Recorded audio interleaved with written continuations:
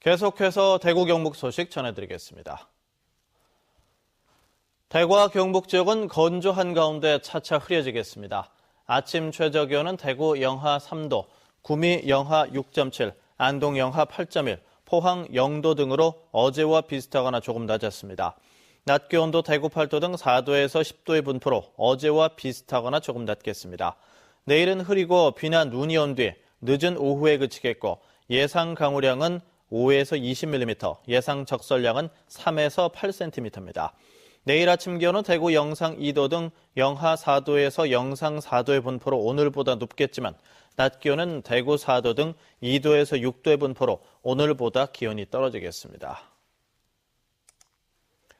이상화와 현진건, 이장희 선생은 대구를 대표하는 문인이죠.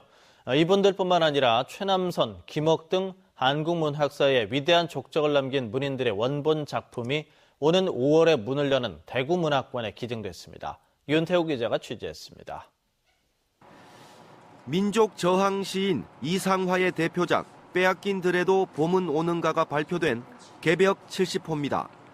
지난 1926년 개벽사라는 출판사가 만든 문해 잡지의 원본입니다.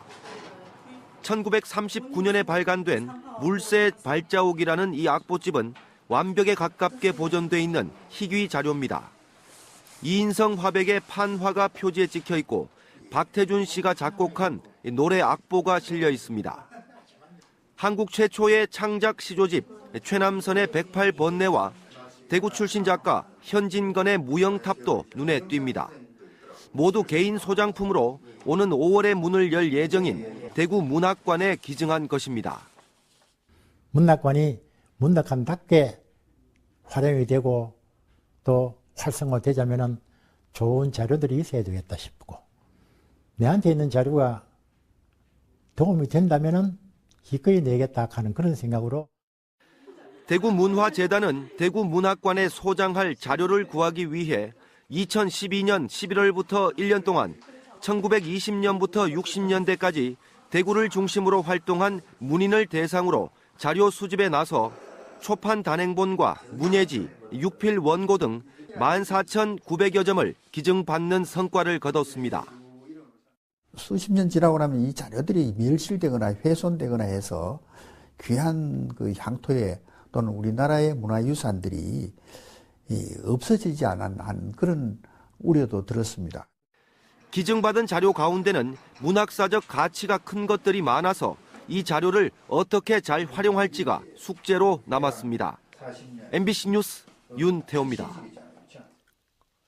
한중 FTA 9차 협상이 중국에서 시작됐습니다. 이번 협상에서는 보호가 필요한 농산물을 뜻하는 초민감 품목이 제시될 예정이어서 관심이 집중되고 있습니다. 김건엽 기자가 보도합니다.